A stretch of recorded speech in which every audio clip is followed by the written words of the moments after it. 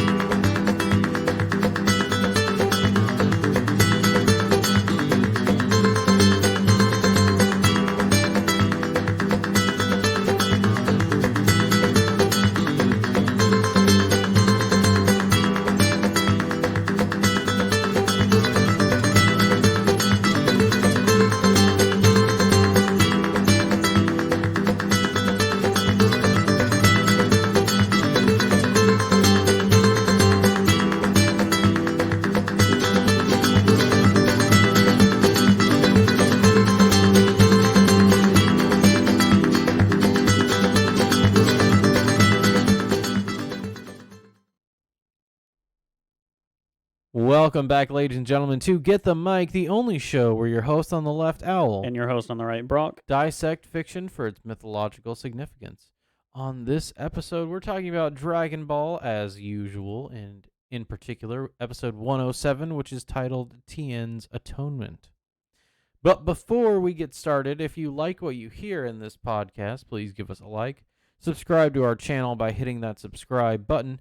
We upload new episodes Mondays and Thursdays to YouTube, Tuesdays and Fridays to Rumble, so please check us out on both of those platforms. I think that's pretty much all we have before we get started. I think so, yeah. All right, so without further ado,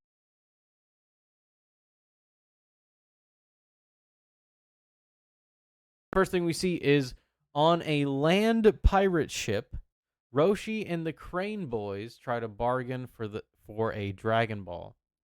The pirate captain is unamused by Roshi's material offerings and orders his men to attack. Chaozu suddenly stops the bullets, however, and the captain releases his Dragon Ball to them, realizing he's outmatched. And so this first little instance we see kind of a foreshadowing as to what Tien is going to face going forward. And I would say Tien is kind of the driving force of this trio of characters, whereas like Goku's the driving force in his arc there, and probably Bulma is the driving force of her cast of crew back at Kame House. And so we see that here Tien is up against these pirates who use their power to exert over others and take their material possessions, which if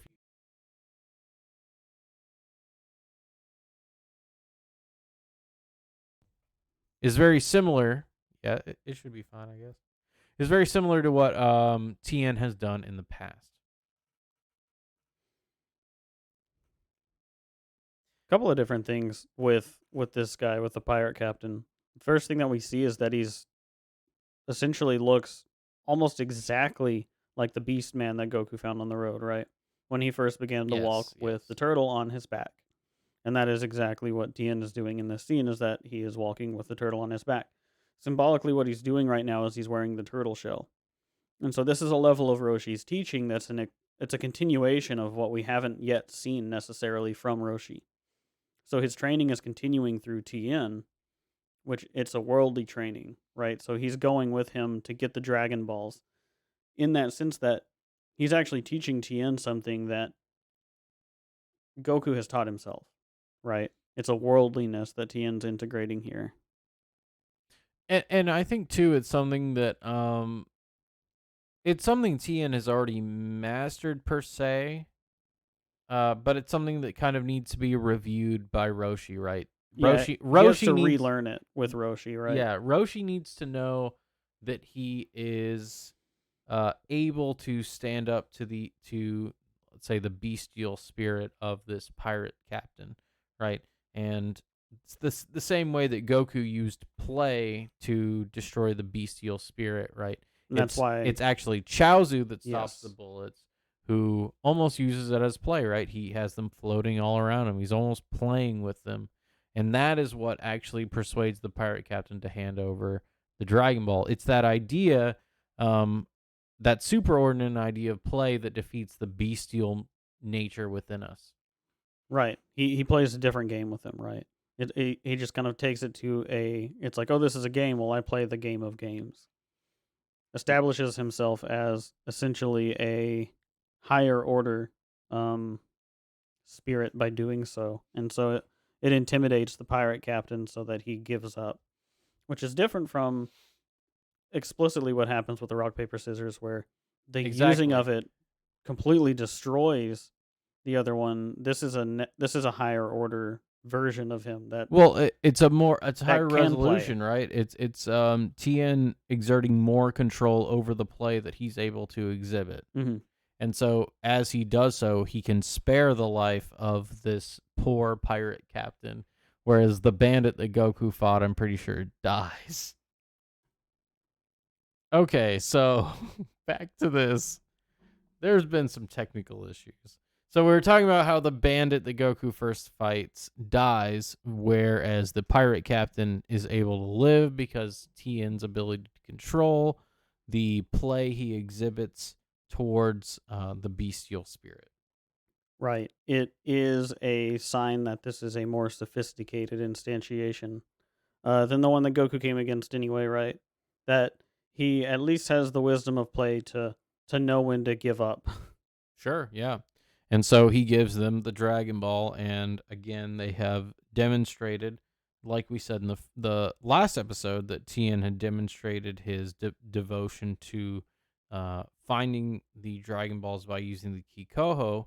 In this one, he uses his knowledge of play to peacefully coerce the pirate captain to give him the Dragon Ball. Right. It's an inversion of the spirit that he acted out before, which was he had said things along the lines of, "You're lucky this is just a game because if not, I would kill you." Well, now that it's not a game, he chooses not to kill the pirate. Exactly. So And it's actually good foreshadowing for what's going to happen later in the episode. right.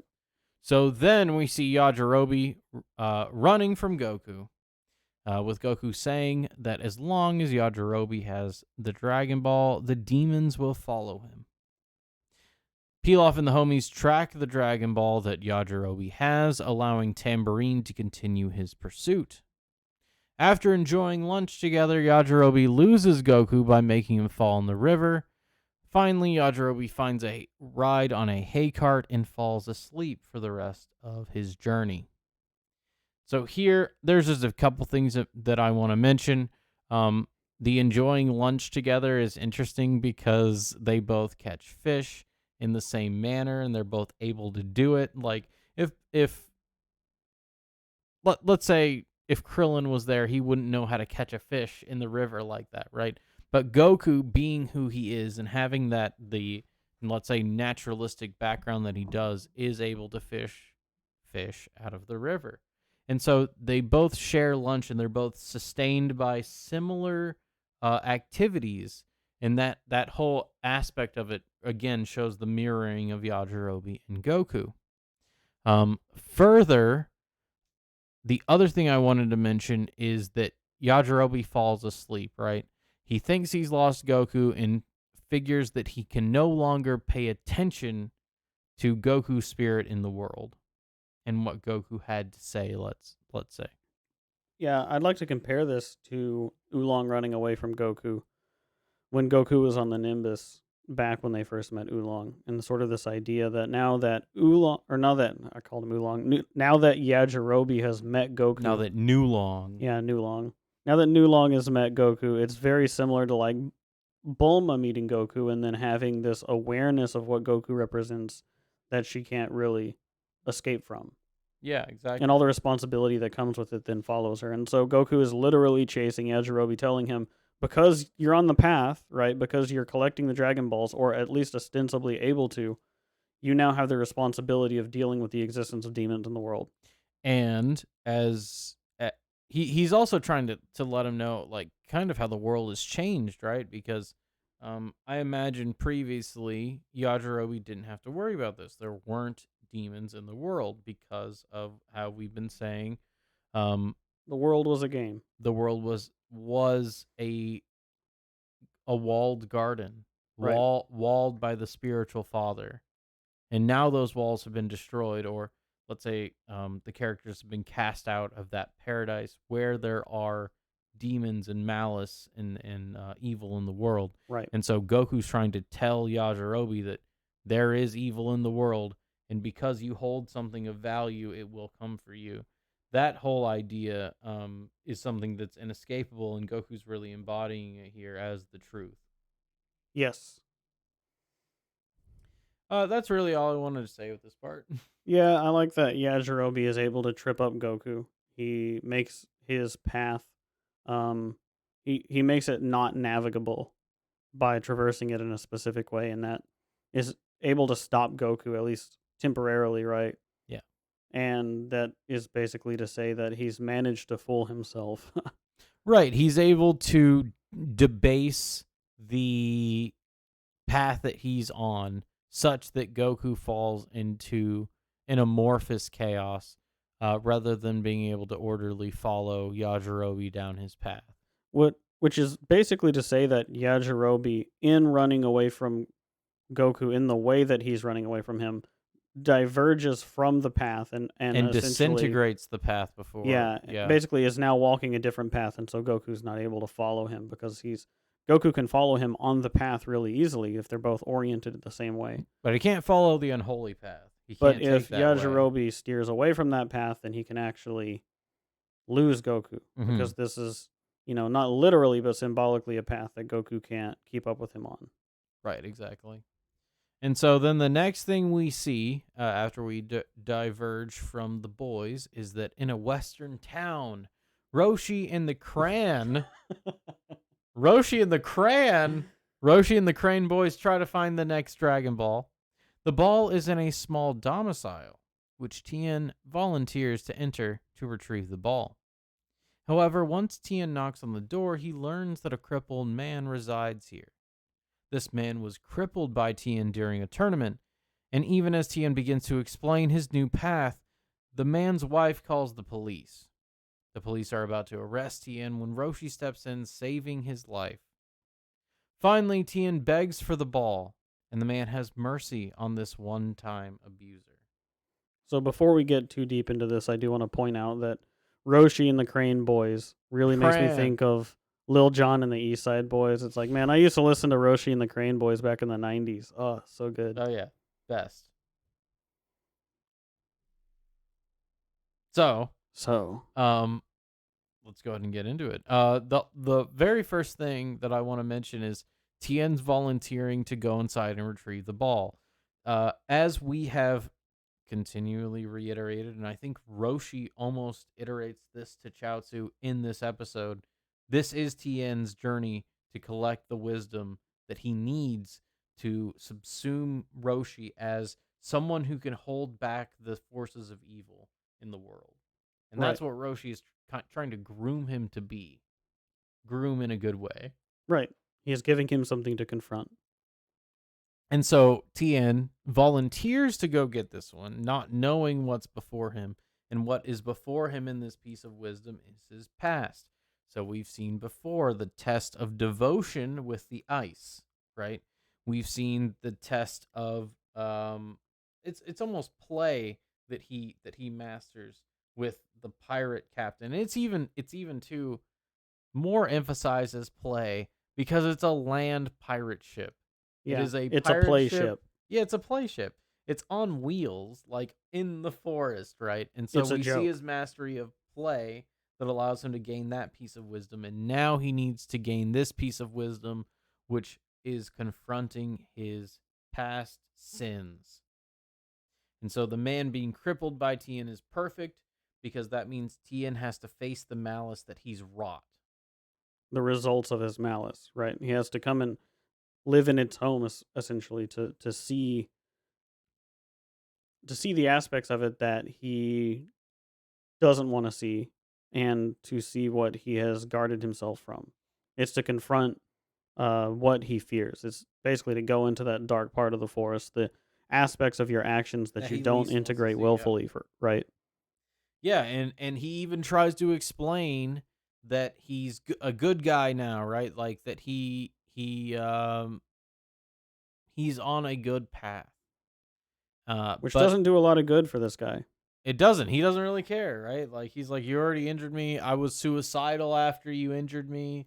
Like my whole life was ruined by you, and so it doesn't do much for him that like, oh, I'm a better person now. It's Oh, like good, whatever, good right? job. And so meanwhile, his wife calls the authorities because what else would you do if your husband's abuser came into the house, right? Yeah, And so she calls the police, and the police show up. They're about to arrest Tien, like we were saying. Um, and it's Roshi that steps in, right? And we see still that even though Roshi has Tien on this bicycle, he hasn't removed the training wheels yet. He's still kind of going along with him on the side as he's inching him along to learn how to ride this bike. well, it also says something that Tien's devotion to Roshi essentially earns him the Is what forgiveness. saves him. Yeah, yeah, yeah. It The fact that Roshi claims him as a student elevates his status, and he is essentially treated once again like a child who has accidentally done something wrong, rather than an adult who has ruined somebody's life. And so he has taken on an archetypal student role with this spiritual father, right? Right, and having the reverence for Roshi that the police have, they recognize that goodness in Roshi's judgment, right?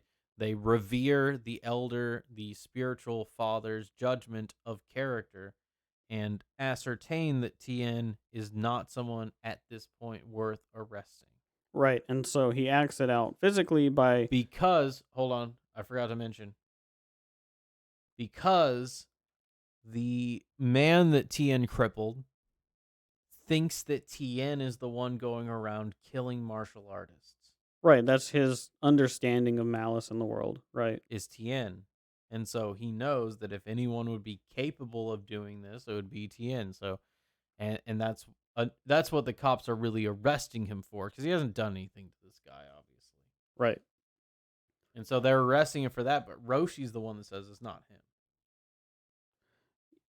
I do want to put a pin in this scene because I want to talk about it a bit more whenever we come around to ultimately the what he's going to try to do going towards the end of this arc, right? Mm-hmm. And he's already mentioned, oh well, Roshi must know how to use the Mafuba, right? And And it's this his scene is devotion to important. Roshi that's been paid off. Yeah. It's all of these in his prostration here too, which is the very last thing that he does is that he begs for the Dragon Ball, right? Yeah. He shows that his ego, he's willing to put his ego um beneath his goal.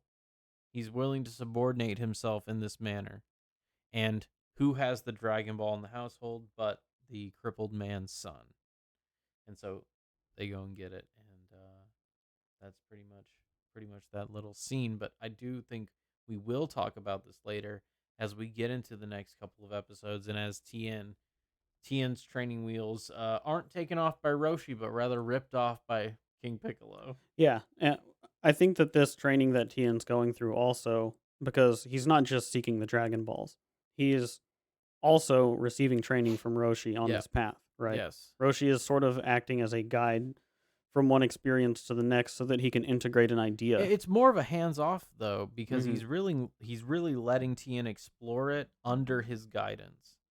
Um, which is kind of different than what we've seen with like his training of Krillin and Goku in the beginning, which was a mapping out of the world versus this where he's letting Tien map out the world as he encounters it, and he's there to guide him along the way. Right. And what's there for Roshi to do except exactly this, which is facing a spirit that he recognizes as King Piccolo. He knows he has a responsibility to entrust the wisdom that he has as fully as possible to somebody. That is his Mhm. number one goal. And I think that's what he's doing here with Tien is really Also giving him because he that thinks last stretch Goku's of dead, wisdom. so Yeah. that is another reason. So Yeah. that all happens, and we will come back to this in the next couple episodes. We'll Right. mention this again for sure.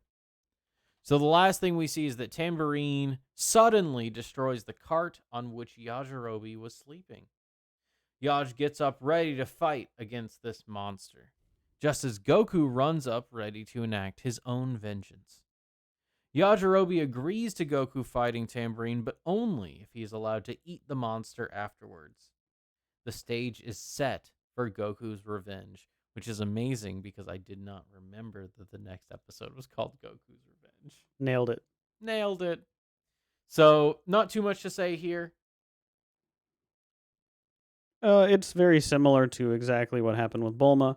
We've seen Bulma's association with dreams, and in this instance, what Yajirobe is doing by thinking that he can sleep on the cart is akin to what happened with Bulma wandering aloud, that Yes, they're safe being to unconscious relax too. and be Yep. unconscious to the existence um, of this malice, right? And also Goku being this representative of the opposite of that, so to speak, this awareness that Yajirobe is going to have to start dealing with now that he's met Goku, it's very similar, right?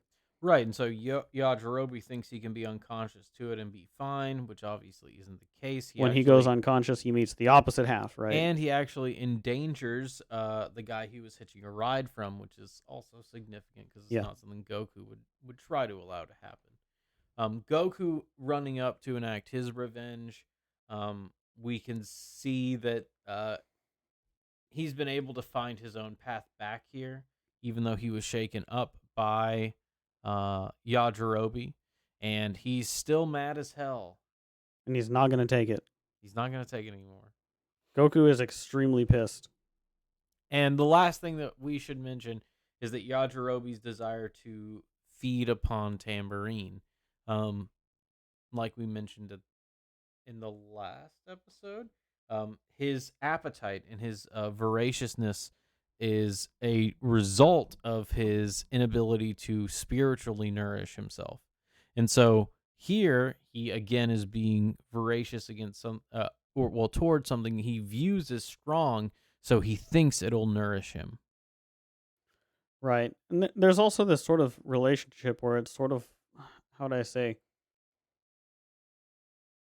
that defeating Tambourine, the rewards of defeating a spirit like Tambourine is something that nourishes the body, something along those lines is sort of the relationship here where it's like Yajirobe's telling Goku that if he's going to fight and defeat Tambourine, that he shouldn't let his body go to waste, and that some of that nourishment needs to go to him. And so I think that there's sort of an interplay happening there between Yajirobe and Goku, where Yajirobe does represent that necessary bottle, I would say embodied needs of Okay. Goku, right? So to speak. It's sort of like Goku's. I think that his relationship with Yajirobe sort of is that relationship with sort of coming to terms with the wisdom of your body or the wisdom of like, um, I guess you could say like what you've done, like Well, what's it's enacted in the world, right? yeah, So what's embodied in the because world. Goku's very Okay, yeah, yeah. spiritual, right? His accomplishments have been spiritual and hypothetical in nature, but then there's And this even how he gets to this position, right, is falling from that spiritual domain back to the realm off of of the nimbus, reality, right? which in reality, food and sustenance are paramount, right? In let's say the brutalist world that exists in the wilderness, food is paramount. And so I see what you're saying. It's going back towards that relationship that Goku had with nature at one time before he unlocked this spiritual aspect. And I think it has to do with some of Yeah, it's the Jungian ideas of going back to that, let's say, premature stage so that you Yeah, it's can like eating gain the something wisdom from that. primordial, you know? Hmm. It's I feel like I'm on the edge of being able to say what I think of it, but it's very much like it seems important that it's not Goku that's eating that would eat the demons, but it has to be Well, it has to be Yajirobe. Yajirobe because Goku wouldn't eat the demons. He wouldn't mistake the demon as sustenance, which is something Yajirobe Or the mistakes demonic as because sustenance. he lacks that spiritual awareness. But yeah, the sustenance of of the demonic mode of being can be useful just purely in the world of the physical, right? Disassociated from spirituality and But from it's not something Goku can ignore, right? It's not something Goku could get any nourishment from because he has that spiritual enlightenment, and so it would only be corrupting to his nature to be able to eat that. but without Whereas being on that Yajirobe, plane, it's not like it really corrupts Yajirobe, you know? yeah, because he doesn't know it. Yeah, Right. Yeah, he's yeah. ignorant of it, right? Like he hasn't crossed over this line where he has the responsibility, so he can get away with it. Right. It's He's as like if a you caveman. well, it's like and that's exactly why he's a caveman. Yeah. It's almost like the idea of pre-cosmogamic Adam and Yeah. post, right? Yeah, And yeah, so yeah. you have a post that wears clothes, and you have a pre that doesn't care about clothes and doesn't even understand the concept of them. And that's kind of why he desires to eat these monsters, is because the nourishment he can gain, that physical substantiation that he can gain from these creatures, is all that he can comprehend as far as sustenance goes. There's no spiritual aspect to the sustenance he's imbibing. That also makes me think of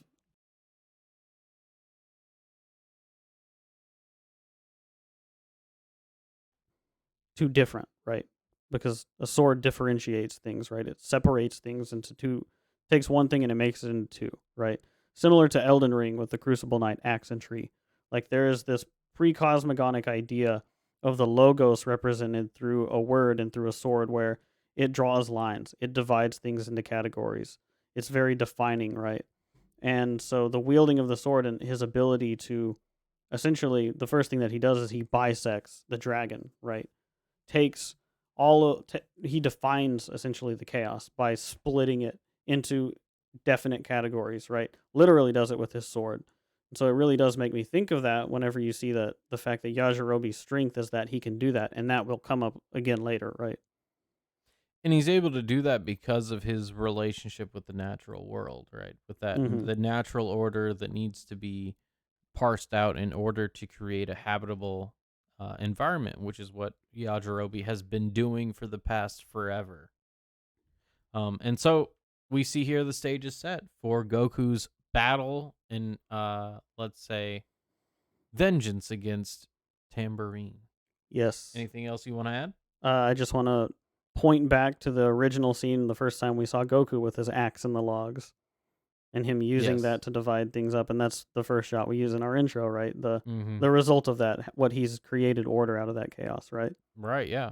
So, but anyway, that's what Yajirobe, the way that he's acting and Yes, why that's he's doing what exactly he's it, and doing, that's why I he think has this is aura that. of it. Yeah. Yeah, and that's why he wields tradition in that way, right? This is the tradition of survival that he's wielding to parse out things and separate them so that they can be consumed in an orderly fashion. Right. This is the fittest survival, right? And here he is, the caveman himself. So I think that's a good place to Yeah. call it. If you liked what you heard, please give us a like, subscribe to our channel, hit that red subscribe button. We upload new episodes on Mondays and Thursdays to YouTube, Tuesdays and Fridays to Rumble, so check us out on both of those platforms. I think that's pretty much it. So, I'm your host on the left, Owl, I'm your host on the right, Brock. and we hope you guys have a good night. Kakarov's success was like a demon in my head. How could he be a Super Saiyan when I, the Prince of all Saiyans, could not?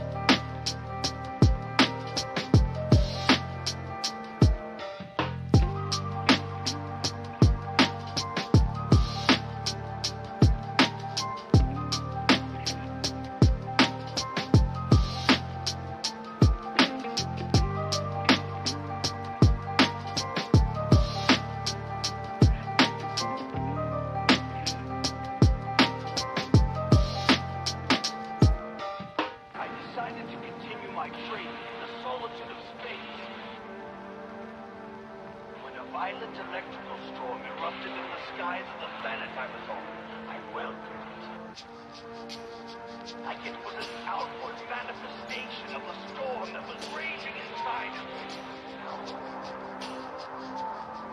I was determined to survive.